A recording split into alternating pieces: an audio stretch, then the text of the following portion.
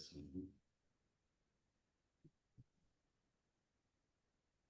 All right. Good morning, good morning, good morning, everybody. All right, good. Good morning. Thanks for jumping in. Welcome, welcome.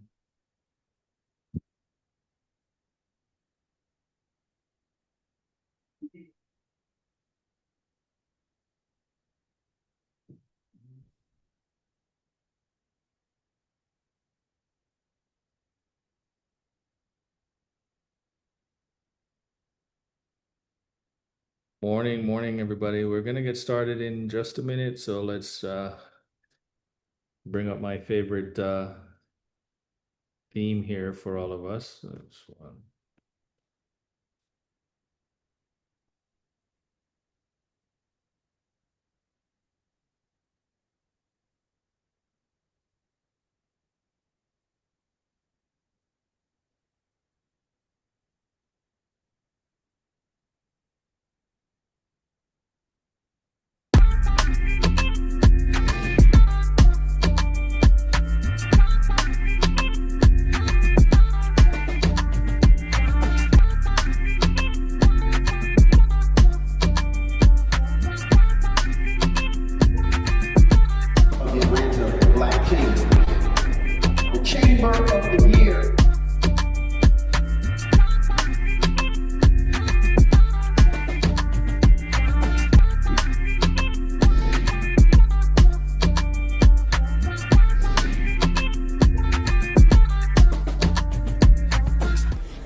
Is rocking.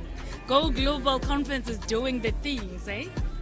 And I think the most incredible thing to take actually home is the Black excellence. So kudos to GOC for a job well done. I think this is just the beginning of greater and better things to come.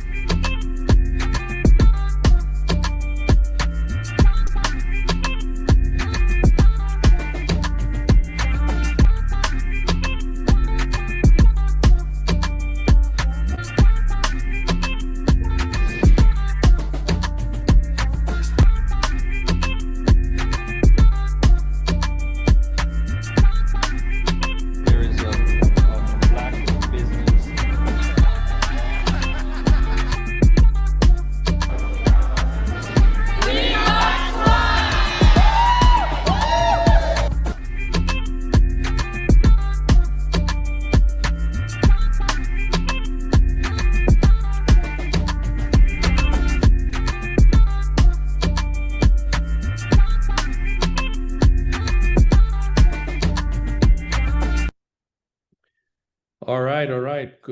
Good morning, good afternoon, everybody. Welcome to the Power Hour, where the hour shall pass, but the power continues. Thank you for joining us. If this is your first time, welcome. If you're coming in from anywhere you are in the world, please put in the chat. Go ahead and put in the chat where you're coming in from, so that our folks know. We're actually live from Nairobi, Kenya.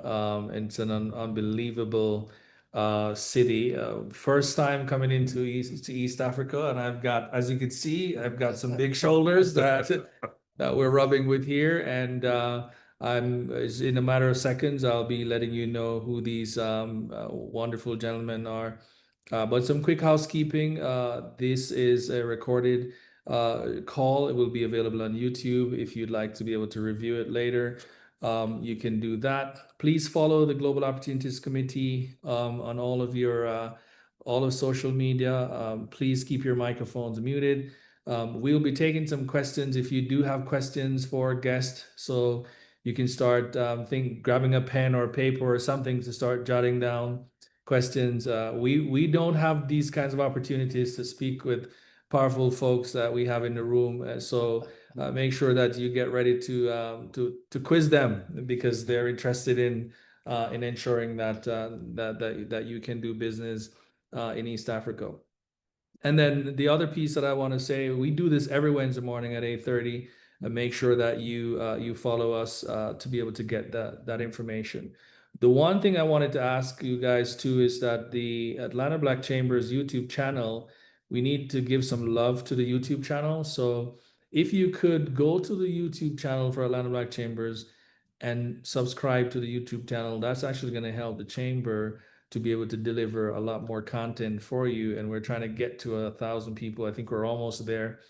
So tap someone on their shoulder who you think should be here to also come through and listen to the Power Hour. So without further ado, I'm going to start with some introductions so that you can get to learn more about the folks who are here with me. We're sitting in front of the computer, but we also have folks behind the computer who's also listening, and we'll find ways to bring them in too, so that they can say hello to Atlanta shortly. But I'm going to start with Samuel, because Samuel Karanja is on the call with us, and I'd like for Samuel to introduce himself, and then we'll introduce these gentlemen that are beside me on the Power Hour today. Samuel, good morning and good afternoon. Please welcome to the Power Hour. Please tell us who you are.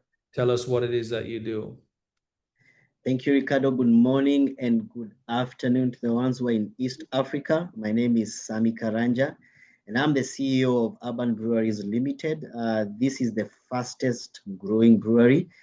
We brew beer here in Kenya, high quality beer, and we have been able to meet the market. Ricardo and the team were in our brewery yesterday. They made a visit and they loved our beer. So we are brewing high profile and high quality beer, and we can't wait to come to where you are. I've seen somebody from South Africa, also Atlanta. Thank you very much. You're going to talk more. Thank you, Ricardo. Fantastic. We can't wait to have conversations with you. And then I have here two gentlemen I'd love to introduce themselves, and I'm going to start with our chairman here, James. Please say hello to our folks and tell us who you are. Tell us what it is that you do. Thank you very much, Ricardo, and thank you, folks. Good morning, good evening, and good night, some people out there listening. My name is James Murray, and I'm sitting here wearing many hats. First, I'm the chairman of the Micro and Small Enterprise Authority, which looks after the micro and small enterprises in the Republic of Kenya, a presidential appointment. And then I'm also the president of the Trans-Pacific Africa Chamber of Commerce, which is a chamber that was formed to really better the trading trends between the US and Africa, and particularly looking at the Africa Continental Free Trade Agreement, which is the biggest opportunity of the century. I don't think there's anything bigger than that. And then I also have my own private consultancy where I look at hand-holding businesses into and out of the continent. I've served both as the president of the Chamber of Commerce of Kenya, and I've sat in the East African Chamber and also in the Pan-African Chamber. And the visitors that are here with us are great friends of ours, the Chamber. I've been to Atlanta many times over, and I'm so delighted to connect with Ricardo and his team because they have been a great inspiration. We know there's hope. And my clarion call this afternoon is using an African proverb that when the music changes, so must the dance. And our dance is changing. We have for a long time, as the richest continent, continued to beg around for aid. And we are saying, let's have trade and not aid. Aid is not sustainable. Trade is. Thank you. Fantastic. Thank you, James. And it's aid, not it's trade, not aid. So we're gonna go to Shadrach so you can meet Shadrach. Please welcome to the show, Shadrach. Please tell us who you are. Tell us what it is that you do. Thank you so much, Ricardo. Good morning, Atlanta. Good afternoon, Kenya. Thank you so much. My name is Shadrach Maluki. I'm the president of the National Olympic Committee of Kenya, and I'm also the chairman of African Judo Union. Yes, my job is to ensure that Kenya is represented effectively in the Olympics. That means growing talent, nurturing it, and developing it. And in Africa, as I've just said, I'm the chairman of African Judo Union. The same business too. Africans goes to be there in the Olympics to get medals for Africa. So it's cause for preparing athletes, ensuring that they've got the best infrastructure, they are equipped with all that is needed, which means having the best boots, having the best instruments of duty. And yes, that's my business. Thank you very much. Awesome. Thank you, Shadrach. And I want to recognize some of the folks in the room where they're not in the center focus, but I did want them to just come by right here, say hello. Philip, and will you come around? And Sheldon, Betty, just come say hi, and folks know who you are in the room. Just come over to the camera here and just say hello. So this is Philip. Philip, if you can just say hello real quick and tell us a little bit about who you are and what it is that you do. Morning and good afternoon, wherever everyone is. My name is Philip Ochola. Currently, I'm serving as the president of the Golf Federation here in Kenya, and also the technical director for Africa Golf Confederation. In terms of business, I'm in the landscaping business. We provide equipment from the US, Minneapolis, the Toro brand, used in football pitches, golf courses, and also automated irrigation system. I'm glad to be part of this call this afternoon. All right, fantastic. Thank you, Philip. So for those people who are into golf and landscaping on the call, Philip is going to be a good contact. And then we have Sheldon, who is a GOC member. Sheldon is on the delegation with us. Sheldon, please say hello. Let the folks know who you are, what it is that you do. Hello, everyone. Yes, so I came in with the team from Atlanta. My name is Sheldon Mundell. I'm the CEO and co-founder of Mentorado. We provide AI solutions. And I have to say, I'm pleasantly surprised, not shocked, but very surprised at how much technology is done here. There's a wonderful technology talent pool here, lots of young talent, some fantastic solutions that they're building. And there's a lot of synergies here. So in terms of technology and application in the private and public sector, we're having some wonderful conversations. So we're here and we're having a great time. Thank you, Sheldon. And Betty is our regional lead for Kenya. And please.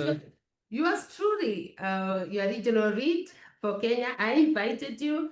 Kenya is powerful, energetic. I can assure you, our chairman, Mr. Ricardo, might just remain here. We welcome you all.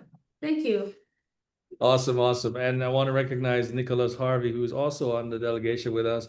Nicholas, he's waving. I don't know if you want to say a quick hello, Nick. Just come off mute and say hi. Hi to the folks back home. Sure. Greetings, family, from Nairobi, Kenya. Nicholas Harvey here, Principal and CEO of Nicholas Harvey Consulting. We're creating human-centered cultures during the age of AI. We're strategic advisement, leadership, organizational development culture firm, and glad to be with you. Fantastic. So we're going to jump right into it, and maybe I'll start this off with Samuel, because Samuel, you're the CEO of a fastest growing brewery company in East Africa, in Kenya. What does that actually mean? What's the opportunity? Why did you decide to get into brewery, and what is it that you're seeing that those of us aren't? Thank you, Ricardo. Following your visit yesterday, you remember we had a very good conversation. One, Urban Breweries is number 3 in the whole country. We are only 2 years in operation. And so we have been able to beat so many other breweries. We saw an opportunity, and one of the opportunities that we saw is the demographics. The demographics in terms of the age groups and also our mannerism and culture. If you come to East Africa, we are hardworking people, and we also party hard. And so we gave people an opportunity to have a quality drink and also, give them what we call the kick. So when you look at our product is able to give you both quality and the kick. Kick means that you take beer so that you can be able to enjoy, right? So that's what you get with our beer, and it's very smooth. So we looked also at the demographics in terms of the segmentations of the market. We decided we are going to give quality beer at affordable prices. So when you look at the economy of this country in East Africa, you find that many people have not been able to take off, especially because of the challenges of taxation, geopolitical challenges. But that notwithstanding, we gave people options that they can be able to enjoy life at very affordable rates and give them quality. So for us, from our end, we have been able to penetrate the market. We are in 20 counties. Where in Kenya, we are segmented into geographical counties. Each county has a governor. We have 47 counties in Kenya. We have been able to reach 20 counties. That says we have reached half of the country. So when you look at our turnovers, when you look at our sales, we are up there, and we can't wait to go regionally. So one of the things that you've been able to do with the government is to sit down with the government so that they can see the kind of investment we are doing in the country, and they have given us tax incentives. And so the government is holding us and making us be in business. So when you're looking at what the government is doing, helping investors like us, it's pushing us and also giving us the impetus to make sure that our product goes regionally. So that's who we are, and that's what we are doing. And there are many opportunities in this country and in East Africa. When you look at the demographics, we have 320 million people. I can't wait, Ricardo, when you get investors so that you can reach about 100 million people. Fantastic, fantastic. That's wonderful. Thank you, Samuel. And I want to, I want to kind of make the connection between, sports, right? Yes. And also beer, right? Because Yeah. it's really hard to enjoy a good game without beer. And then talk to us a little bit, Shadrach, about the future of sports here. You're the head of the Olympics committee here in Kenya. What does it actually mean for entrepreneurs like Samuel, like the other ones, like our folks who are on the call listening? How do you help us to make the connection to grow this the business of sports that you have control over here that you're in charge of here in Kenya? Thank you so much, Ricardo. I think everybody knows that Kenya is a sporting nation. We love sports, and our job as the National Olympic Committee of Kenya is to ensure that we grow the talent, and that talent helps us also market our country. The brewery, for example, we've been working very closely together with the brewers because they are part of our society, and majority of our fans, we all know that they love the beer. When you look at our rugby fans, they enjoy the game more when they're having the drink. So the drink is part of our enjoyment, part of our culture in these games. So we partner with them, and we love that business because, again, when you look at last year, for example, when we were in Paris Olympics, I was the chef de mission, and we were supported a lot by the brewers in terms of preparing the team, putting some money to ensure that the teams are equipped, and they played a very big role. I must thank Karanja and the team for literally coming to the aid when we need them. And yeah, they are intertwined. Actually, that's the thing. The sports, breweries, and they're intertwined. And we grow the sport together. And I'm so happy for that.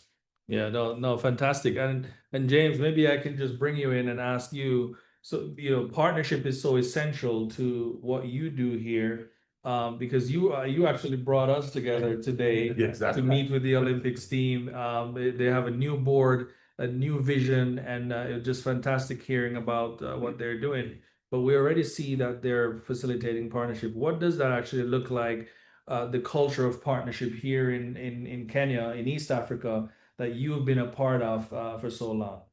Thank you very much, Chairman Ricardo.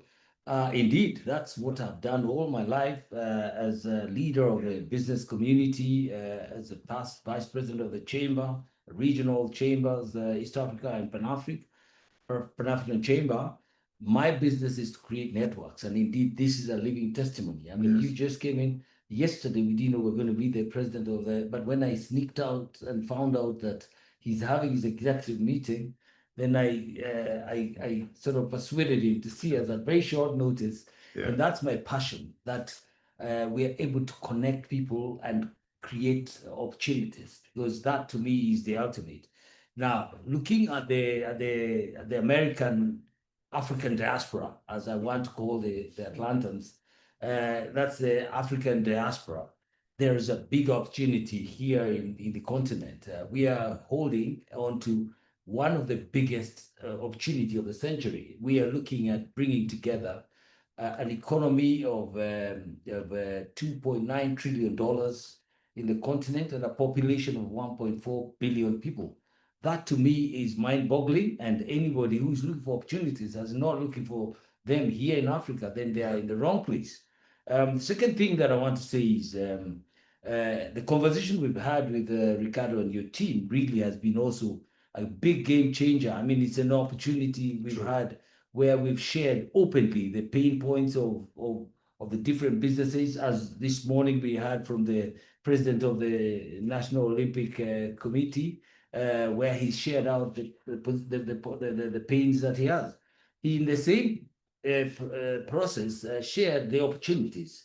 I mean, we have an opportunity to build so many sporting facilities. Kenya has beaten the world in long distances because of the high altitude training. There are opportunities to build stadium in the high altitude areas. And so the opportunities abound. In Kenya, for example, I'll tell you, we have a young, well-educated population, which is highly tech driven. And these are the Gen Zs that are giving us problems because they have too much knowledge. And so we're looking at how can we tap this knowledge, make it positively, use it to turn the economies around and really just create opportunities for these generations. I reminded ourselves that we are here for a borrowed period of time. We're sitting here on behalf of the youth that we must bequeath these positions as time goes by. It's a relay, and we want to pass the baton at the right time. And so with your partnership, with this sporting partnership of the LA Olympics, we see a greater opportunity. We have talents to develop here. We have facilities to develop here. And for me as a business person, I see everything as an opportunity. Yeah. Really, in honest. Yeah. Yeah, no, thank you for sharing that. And we're talking about opportunities now. We have a number of entrepreneurs and small business owners on the call. And Samuel, I wanted to ask you about some of the opportunities that you are seeing in the region by and large, even within the beverage space. Can you talk to our listeners about what are some of the opportunities that you are seeing, and how can folks get involved in some of those partnerships? You're on mute, Sam. Thank you, Ricardo. When you look at the opportunities that you're having, one, let me first sell my beer. When you look at the boom of the middle class, the government has been able to boost the economy of the country and also East Africa. The governments have been able to come together and come up with good tariffs. So people who are in business have been able to grow their businesses, and we have a boom of the middle class. And the middle class are able to spend. And so when you're looking at the products which are consumed by the middle class, we go to beer, we go to entertainment joints, we go to logistics. But first and foremost, let me go to what we call the agriculture and agro processing. Why agriculture? Number one, we have agriculture in Kenya, we employs about 60 to 70% of the population. And so our biggest problem is value addition. So if you look at agriculture, my mother in the village sells avocados to one aggregator who sells in the US. And so she gets it at a very, they buy at a very, maybe a shilling or 5 shillings or 10 shillings maximum. This guy aggregates, gets the avocados and sell it in the US. When I was doing my research some time back, I think I saw it on Netflix, how US consumes avocado. And here in Kenya, we are in a very tropical climate, whereby if you go to central Kenya, if you go to eastern, if you go to western, we have vast land that we can be able to do that. And those are the opportunities which can be explored. When you also look at our coffee, yesterday we had, I think, a conversation with James, and you are looking at, you can imagine our coffee is the best coffee in the world, but our coffee is used as a blend of other coffees. So you find that the farmers here, they sell their coffees to also the aggregators and who we call the brokers here in our local language. So the aggregators, they go and they sell coffee in Europe or in the US or in the US market, then that market does value addition, then sells back that coffee to Kenya, and it's very expensive for a Kenyan household to buy coffee. And so when you look at that, there are opportunities whereby we can get business people to come and set base here in Kenya and do value addition to agri products. So macadamia, that's part of it. Packaging of food and dairies. We don't have more than 5 big dairies in Kenya. When you look at the consumption of milk per household, the deficit is too big. Lastly, let me give an example of an experience that I had, even we had a discussion with Betty on the same. We had some investors coming from Turkey because of the demand of the eggs in East Africa. They were to produce 2 million eggs per day. And the 2 million eggs per day were being consumed in Kenya, not in Tanzania and not in Uganda. So you can imagine the kind of, or the magnitude of the macroeconomy that can be explored in agriculture. Now, when people have money in their pockets, that's when now people come and drink my beer. Because ideally, when we are able to make the farmers, put money back into their pockets, and that's why we have been able to push, and we are pushing government policies to be able to make sure that agribusiness is at the forefront, even giving subsidiaries, even also giving like fertilizer to those farmers. Also making sure that the farmers explore other markets in the world because they're going to get better deals. How, if we can get investors in the US who can come and buy directly from the farmers. Right now, the government has removed all those punitive policies which were there that you had to buy coffee from a government agency. Right now, a farmer or a trade partner from Atlanta can come to our farm or to an aggregator and buy directly coffee from the farmers, which gives them better rates, which give them more opportunities that they are going to explore. So those are some of the opportunities which are there. Lastly, Ricardo, let me talk about ICT because Kenya is the Silicon Valley, the Sahara Silicon Valley. When you look at Kenya technology, we are tops. We are up there. When you look at the inventions and innovations in Kenya, M-Pesa included, whereby it's a platform that has been embraced. The ICT and fintech is something that can be explored. And I'll give an example. Kenya was able to harness about 644 billion Kenya shillings in terms of the remittance into the country. So how is that money coming back into the country? That is coming through fintechs, coming through platforms of remittances. And so when you look at the platforms that we have, there are very few, and they are charging premium. So that is a place that we can be able to explore cross-border digital payment systems, whereby you can get people who are tech, I think like Sheldon, they can be able to come on board and see how we can be able to have vast opportunities or vast platforms, because if we have limited platforms of digital payment systems, then they become quite expensive. The other thing is the e-commerce supply and distribution. We are living at an age people are buying convenience. So when you are doing e-commerce at the comfort of my home, I can be able to have a store in my living room and be able to sell products to across the globe. And so that is also platforms that we can be able to explore in Kenya because we have high-speed internet, better than many parts of Africa and even Europe, I must confess that. And so lastly but not least, we have, when you look at the mobile penetration in the region is 80%. You can't imagine 80% of mobile penetration in the country, in the region. That means even the very old people, in the countryside, you see very grannies, they're in Instagram, the Gen Zs have been able to put them on Instagram.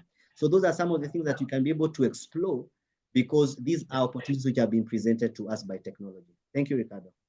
Thank you, Samuel. That's great. And I'm gonna ask an open question to all of you, and you can all answer how you choose. One of the things that we've seen and we've heard being out here in East Africa is that we have a lot of other communities, international communities, taking advantage of the opportunities. The Chinese are here, the Arabs are here, all of these other folks. But the one group of people that's not here are the Black Americans, so to speak, right? And so, why do you think that is the situation? What we have over, let me see how many people we have on here. We have over 70 plus companies perhaps on this call. Why do you think that is the challenge? What do you say to African Americans, to small business owners who are listening and is realizing that they're also potentially missing out? Because if everybody else is coming except the African Americans, except the Black business, what do you think is the reason for that? What do you have to say to folks who are thinking, why not them? Let me go on this first. I think this is a very unfortunate thing. I must start by saying that because African Americans, they're Africans. Literally, this is your home. I feel so bad personally when I see my brothers are not really coming back to their roots and feeling this is where I belong. My money is better, is safer there with my fellow guy. So I actually think that they are not doing their continent justice. This is where they belong. It started all here. We know that it may have some bad memories, but the truth be said, you are Kenyan, man. And I look at you, and I look at you and I look at myself. I can see brothers. So I just say, just come to Africa where you belong, where we love you. Put your money here, and you are safer here. And I feel more safer with you. Wonderful, wonderful. Any reaction? Yes. I must come in this one. And thank you, Shadrach, for putting it as bluntly as that. Exactly. The truth is, perception, I think, is what has precluded a lot of us working together. You see, the information that flows out of Africa is the old Tarzan style where people live on trees and jump like monkeys from one tree to the other. Until you're here and the testament will be carried by the new National Olympics ambassador led by Chairman Ricardo and his team, because they have seen, they have lived with us, they have touched us, they have felt us, we have felt them. And I think this is the perception that really needs to be clarified through exchange programs, like we are promising. We'll be in Atlanta, Georgia, in a big way for the convention. And we're going to mobilize in a big way, except for one thing. Now, the one thing that stops this trade from flourishing is we have a lopsided business relationship. For business to thrive, you've got to give reciprocity. Yeah. It's very easy for an American to come into Kenya. It's very difficult for a Kenyan businessman to go to America because of the visa issue. And I think there's no business that will thrive without trust, without basics of things. I've got to, if I want to invest, and here I'm talking about, Ricardo, Kenyans who have ability to come and invest in the US, but still the investment programs are very difficult. So I think we need to, first of all, level the ground, make sure that we have equal opportunities for both the Americans and the Kenyans. And I want to remove even Americans and Kenyans. It's for all Africans, whether they are living in America or in Kenya. The second thing is information that it's not flowing well enough. And in this time and age, I think we're not doing ourselves fair and justice to ourselves, because we have a lot of useful information that needs to be shared and allow us.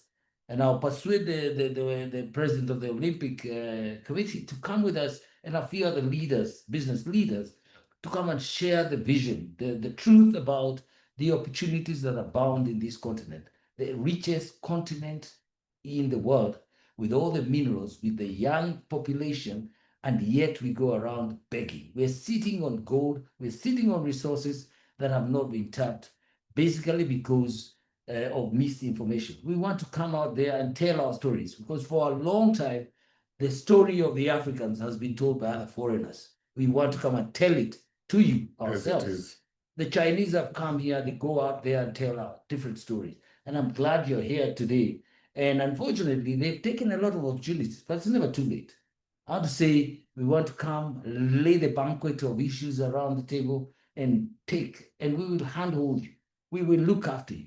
One of my key day-to-day operation is hand-holding investors into the country and out of the country. I'll be bringing investors who want to invest in the US, and I hope, Ricardo, you can give me some who want to come back here and invest. Yeah. And there, it'll take two hands to clap. It'll take an Atlantan and a Kenyan to clap. You can't clap with one hand. Thank you. Yeah. No, thank you. That's powerful. And one of the things that we just really admire just from landing into Kenya is the reception of the people. It's the warm reception. It's the feeling like, I think it was Sheldon indicated that the air that he breathes provides just the air that he breathes provides the opportunity to just reflect and remember and recall the kind of environment that he grew up in and so forth. So we feel that familiarity. We recognize how important that is. I do want to you see 1 second here. I do want to ask another question on just how. Let's talk a little bit about some of the challenges, because like you said, misinformation certainly can be seen as a challenge. What are some of the other challenges that you think, just from being on the ground here, just from your interaction with Americans, what are some of the challenges that you are hearing that people are facing, or we face when we come out into regions like these to do business? Let me go fast, because I live with problems. I can tell you, Ricardo. And these problems are also opportunities. As the chair of the Micro and Small Enterprise Authority, I can tell you without a doubt, that's where all the problems of the world live, whether it is lack of adequate knowledge, lack of adequate capital, lack of adequate education and study. But these guys are also gifted. So in other words, where those problems live, these guys are resilient, they are innovative, they are creative, they are many. And therein lies a big opportunity. We have about the employee, the micro and small enterprise sector, which I now want to change the name to emerging enterprises, which has more dignity. Because when you keep being referred to as a micro and a small, you almost don't matter. But I really wanted to encourage this Kenyan population that supports 90% of the workforce, that they matter, they are good emerging enterprises. There is 16 million of them with a myriad of problems that can be solved through technology development, through partnership, through access to affordable credit. So those of you who are sitting there with plenty of dollars and you want to turn it around to the 16 million odd SMEs in the country, we can handhold you. And these are the most trusted people in the country. They pay, they honor the obligations. I told Chairman Ricardo, out of a fund that we started 2 years ago, we deployed through technology, 80 billion we have shared to about 26 million Kenyans through an app called the Hustler Fund. The repayment is astonishing. It's higher than the banks. 81% are honoring their debt obligations, which to me is far higher than most of the banks. And I don't know what the repayment of loans in the United States is, but I doubt whether they can beat that. 81%. So they're honorable people. They have issues. They don't borrow a lot of money. You spread your risk to 16 million Kenyans, and we can manage resources for you from where I sit to be able to make your income, your money grow, and also support this.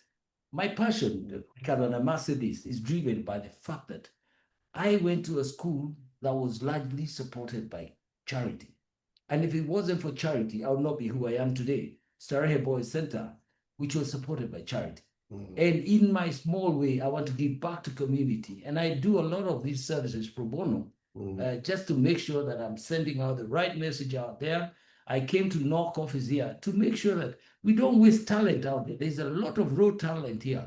And I want to hold, to stand hand in hand with the president of the National Olympic Committee to support this very noble cause. to be able to identify talents, football, athletics, volleyball, cricket, and just make sure we give a chance to this very credible and great sector. Yeah, Samuel, you wanted to say?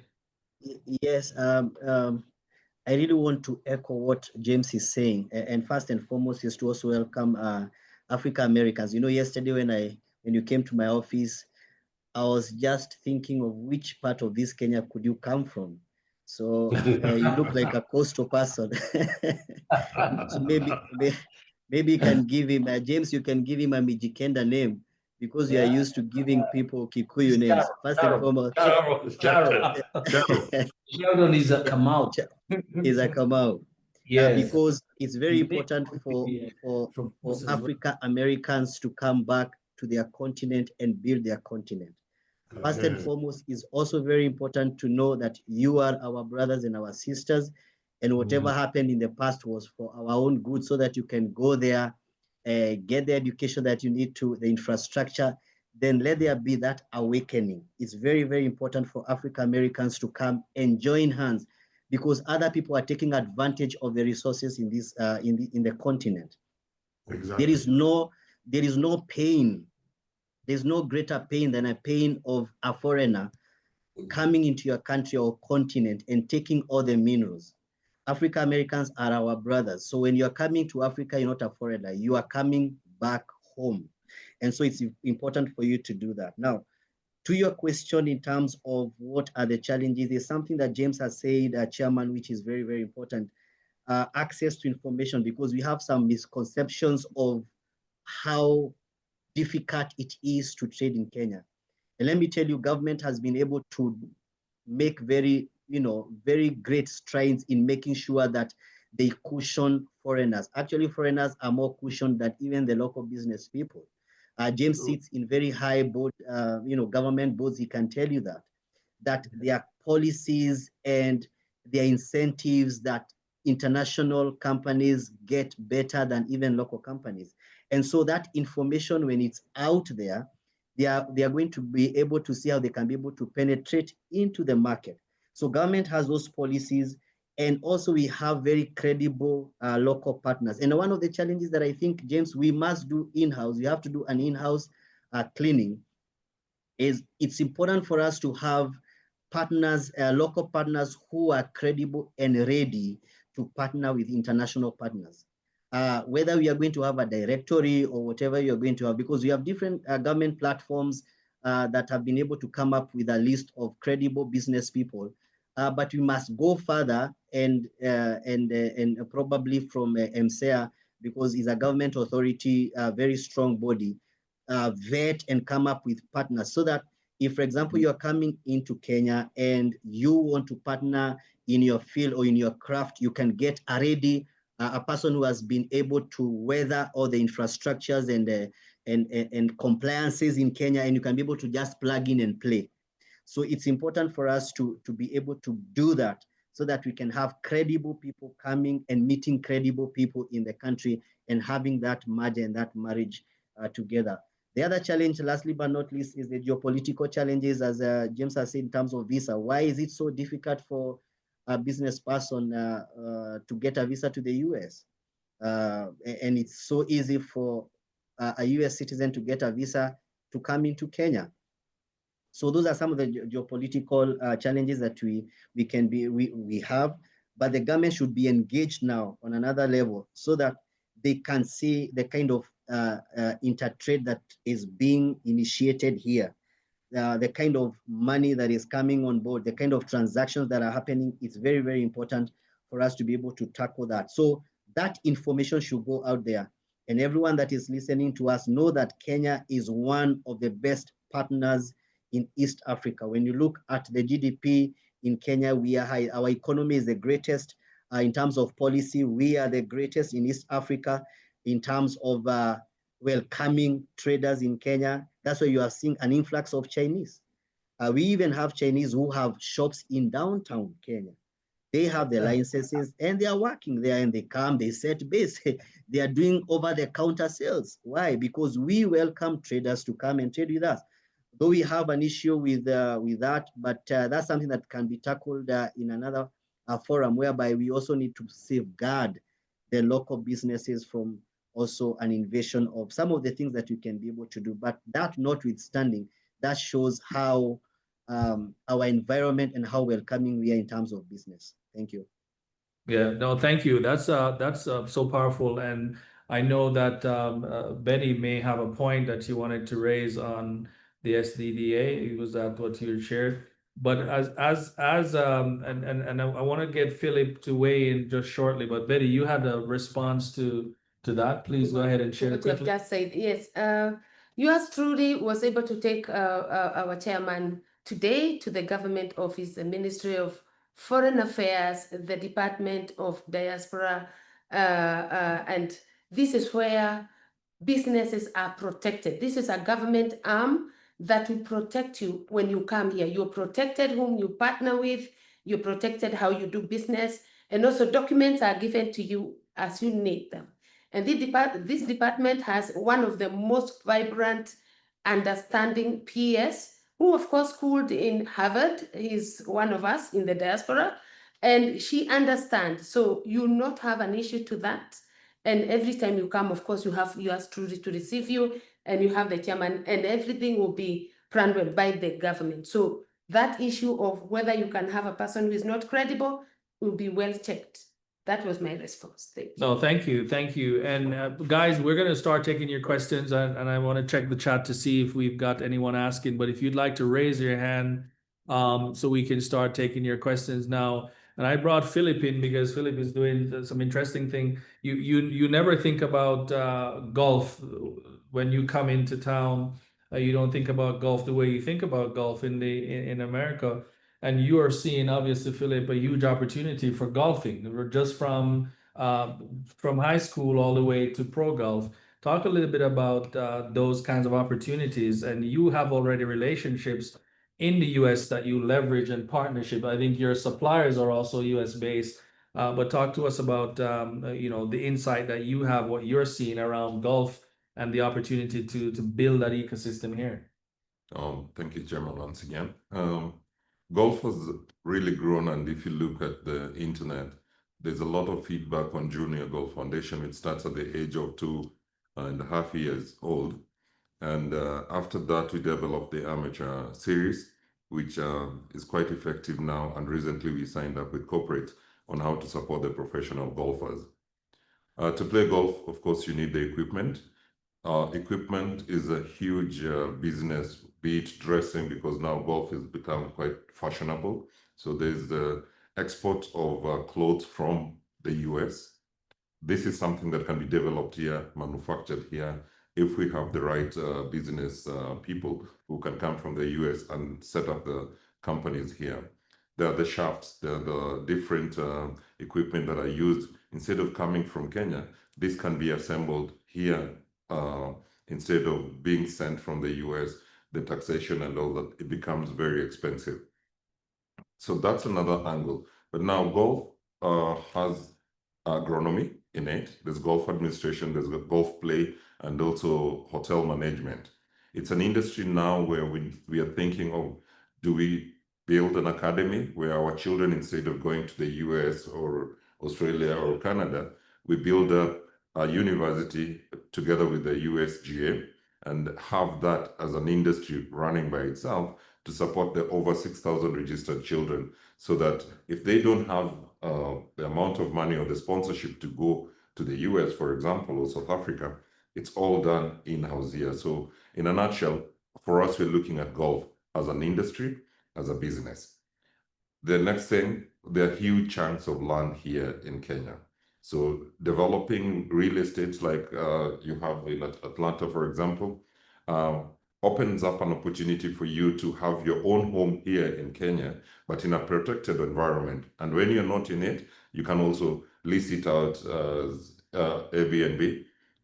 You can bring in your friends as part of tourism, and that's why we also talk about golf tourism, which I think Betty will be running with golf as a product in tourism itself. So we really welcome you all to get in touch with us and see how we can develop this to the next level. Wonderful, thank you. And I'll ask another open-ended question because yes. Let's just jump in because he has raised something very interesting with your permission.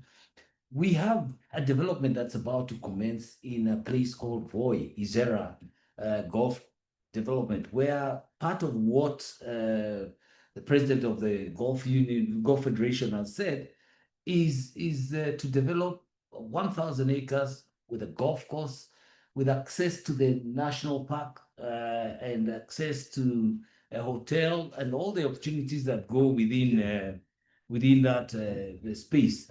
So we shall be presenting some of this during that convention. Just prepare yourself. We'll send the chairman with a teaser that can be shared, and then we will look at how we can scale this up and see how we can develop a USPGA kind of quality course that will support our young talent. Yeah, no, thanks for that. And this is kind of on the backs of the question that I wanted to ask all of you, because there is interest in coming into, and for those of you on the call who have not heard yet about our Go Global Conference, the Go Global Conference brings the rest of the world together in one single space to do business with each other. Less conversation, more transaction. And we see there's an opportunity to connect with the business community here in Kenya, in East Africa, and in other parts of the world. What are your expectations? What are you looking for from people in Atlanta when you come into Atlanta in October? There are people from South Africa that's going to be there, from the UK, from Canada, people from the Caribbean. Atlantans are going to be there because we're the biggest thing in Atlanta, the Atlanta Black Chamber. We're heavyweights, and you don't mess with us because we run all the metro, and I'm sure people on the call can second that. But when you come into Atlanta, what is it that you would be looking for? Tell the folks here. And guys, if you're not yet registered for the conference, go. I think Samuel is putting that information in the chat. But tell us, maybe each of you, what are you looking for? What are you offering? In short, in terms of when you come into Atlanta. Maybe we can start with you, James. Thank you, Ricardo. One of the things I said earlier on is the opportunities that abound in the continent. And with the advent of the AfCFTA, which is the African Continental Free Trade Agreement, where we are removing these temporary borders that were put by our colonial masters to be able to manage us, we want to free up trade so that we build a big ecosystem, a big market of 1.4 billion people and about 3 trillion or $2.9 trillion. And with that comes in many, many opportunities. And I'll say a big case for Nairobi, Kenya is Nairobi sits smack in the middle of the continent. We have 5 hours within any direction of major capitals of the continent. And therein lies a big opportunity. We have Kenya Airways that can take you to all the major capitals. We have good transportation network. We have an educated workforce. We have also incentives for investors who are coming into the country, where if you invest in the EPZ, which is where a lot of your clothing apparels in the US are manufactured, there are many other opportunities that we can have. The African Growth Opportunity Act has allowed us to manufacture a lot of the brands that you consume in the US are actually manufactured here. Now, the advantage of the EPZ is that you enjoy tax holidays, you enjoy tax deductible expenses, and you also enjoy duty-free status on raw materials that you are importing for manufacturing. So we have a compelling case of really why Nairobi, why Kenya as a central figure to all this. I know there are South Africans and other African country representatives, but nobody can challenge me to the fact that Nairobi sits right in the middle of the continent, and you are within 5 hours in any direction of the major capitals of the continent.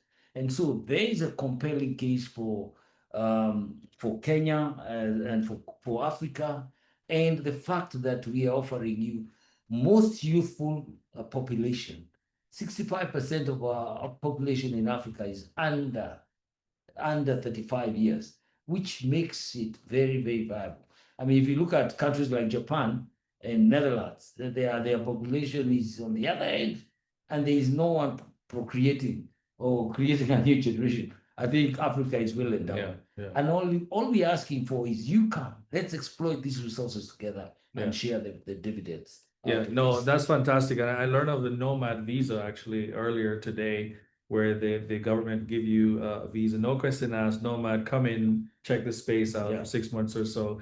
We're running out of time, gentlemen, and I want us to kind of wind it down now. But I did want you to answer the questions briefly about when you come to Atlanta, what you'd be looking for. If all of you, and I know, Sir President, you're over there, but do want you to come on also tell us that. But maybe you, Philip, and then we'll get Samuel to tell us, when you come into Atlanta, what would you be looking for from the businesses that are here on the call? Quick, invest in infrastructure in this country, invest in tourism and hospitality. And something to think about in the industry of sports, we need a hospital that takes care of sports ladies and men. Their spinal injuries, whatever happens in sports, the accidents, we don't have any like that in Kenya, and one hospital that takes care of any kind of burns. Welcome to Kenya. Wow, that's an amazing opportunity. Shadrach, would you want to tell us the one thing, if you may, that you'd be looking for when you come to Atlanta? Yeah, thank you, Ricardo. And my colleague has taken it from me. That is exactly it. Issues of hospital, yes, we're looking for investors who are going to really come here in this country and ensure that they invest in that industry. We've, as a sporting nation, we have our athletes who get hurt, and we spend a lot of money, really, literally, as a National Olympic Committee, trying to find how to treat them. So if you can come here, put your money here, trust me, you'll have your returns. Secondly is that when I'm coming there, I'll be looking at people who can also invest in the infrastructure, because as a sporting nation, we have sportsmen and sportswomen everywhere in this country. Build a stadium, and trust me that you will get your returns, because we are a sporting nation. We'll have fans there who will be able to come to that stadium. They will be paying. We can actually go into partnership with the National Olympic Committee of Kenya. You build the stadium, we manage it for you, and you get your returns back. Because that is exactly what we are looking for. As a sporting nation, we got what it takes to ensure that you get your returns. I'm coming to you, and I want you to invest in Kenya in the sports industry. There you go. That's a nice plug. That's a nice plug. And Samuel, what's your reaction? Thank you, Ricardo. On the same vein with my fellow panelists, I'm looking at people who can be able to come and do value addition in terms of agribusiness, in terms of avocados, in terms of macadamia, or in terms of coffee. I'm looking at serious investors who can be able to come and do that from here. And also ICT products. ICT products, that means we need platforms, more platforms, which we can be able to move money across the border. So it's important for us to have such kind of investors who are coming here. And what are we offering? Number one, as Shadrach said, we are offering infrastructure. We have digital transformation here in Kenya. When you look at the speeds that we are operating in, are quite high speeds. So we are looking at that. We're also looking at predictability of doing business. Government has been able to come up with policies which are going to assist and help business people to plug in. So predictability is very important in business, so that when you're putting in your money, your return of investment, how it's going to come, and in terms of phases. So it's important for us to be able to sell that. Number three, we are looking at the emergence of the middle class. When you look at the emergence of middle class, these are the consumers of the products, in terms of ICT products, in terms of the value-added products. Like, for example, my brewery, we brew our beer with sorghum, which is an agricultural product. And so guys who can be able to come and do aggregation or do farming here of sorghum, we are high consumers of it. And a good number of the breweries, I think almost all of the breweries, are doing sorghum right now, because barley is becoming very expensive, but is also giving the same product. So we are looking at guys who can be able, or investors who can be able to come here and do that. Lastly, but not least, we have skilled labor. We have, as James has said, the demographics here are fantastic. Guys who are young, we are 75%, and we are well educated. You can find a person who has a degree and is doing hawking in the streets of Nairobi.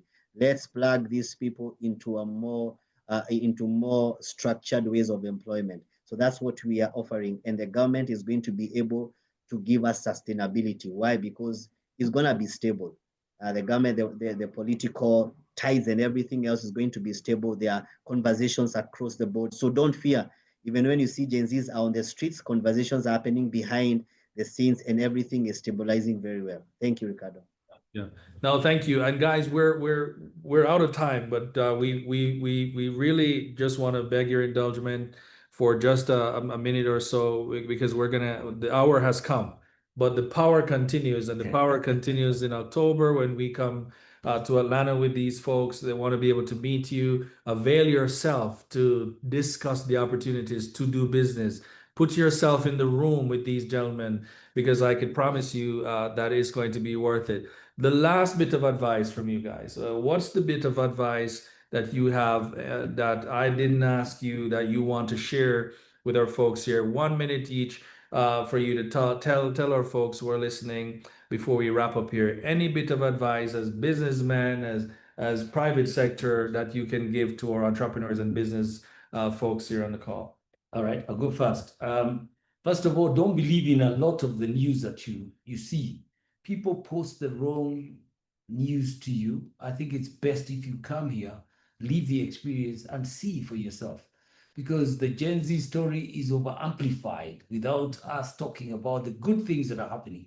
And I'll tell you what, when that is happening, there are people who see the opportunities and would like that noise to continue. Come to your motherland, come, let's develop your motherland together. And then there are many, many opportunities that are emerging and are real. And really, it's not fair that other foreigners who have nothing to do with Africa are the ones taking advantage. You started here, come back home. There's an event that happens every August, at the end of August. It's called Tobong Lore, and it means come back home, coming back home. You know, we believe the origin of mankind is Africa. So come back home. Let's work and build this country and continent together. Fantastic. Sharak. Thank you so much. I think what my colleague has said summarizes it all. Come to Kenya, enjoy yourself. I think Gen Z is not a problem. I think these are our children. It's only that you have given them a lot of room space to express themselves. And Kenya is a beautiful country because we give that freedom. Those are our children. So Ricardo has gone through the streets. Nobody has touched him. You can see he looks okay. So come to Kenya, enjoy yourselves.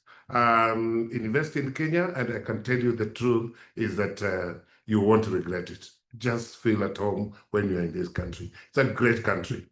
Just traverse it and you'll enjoy it. Awesome, awesome. So guys, you have to see it for yourself. Ladies and gentlemen, the hour has come and we are just about done. Thank you so much for joining today. We appreciate it. Make sure you download the chat as we wrap this up. We'll make sure that you are connected with the opportunities that are here. So thank you everyone for joining on the Power Hour. Thanks for coming through today. We'll see you next week. We'll give you some more. Thank you guys. Thank you guys. Thank you, Betty. Thank you, Mr. Chairman. Thank you, Team Kenya. Salute, salute. Thank you, thank you. Black Kingdom. The Chamber of the Year. Already offering to.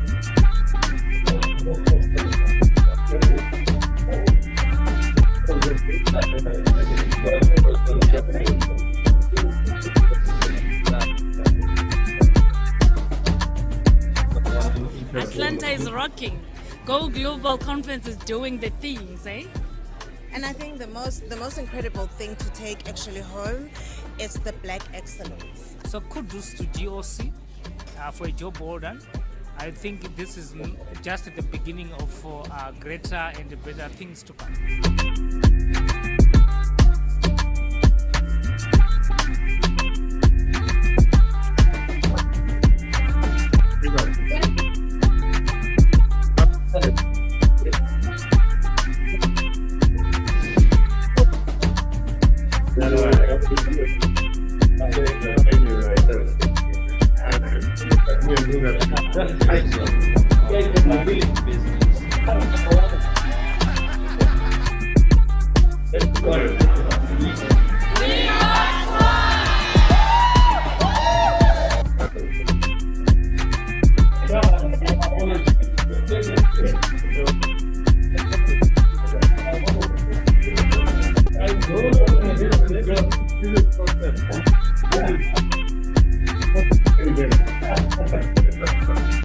Thank you. All right, guys. We'll see you soon. Take care, everybody. Stay Thanks, connected. Ricardo. See you soon. Thank you, guys. Thank guys. you. Awesome. Awesome, awesome, awesome. Thank you. Thank you. NC from South Africa. Cape Ricardo, Town. that was Mark, awesome. Dubai. No, that was powerful. Thank you so much, Ricardo. Wow. Well done. Mark from Uganda, we're coming to you. Yeah, all- see you soon. See you soon. All right, guys. Have a great time. Sorry, I wasn't there. Bye. Cheers. Jennifer. That was Jennifer's in the powerful. house. All right. I'm here. I'm back in Hey, Betty.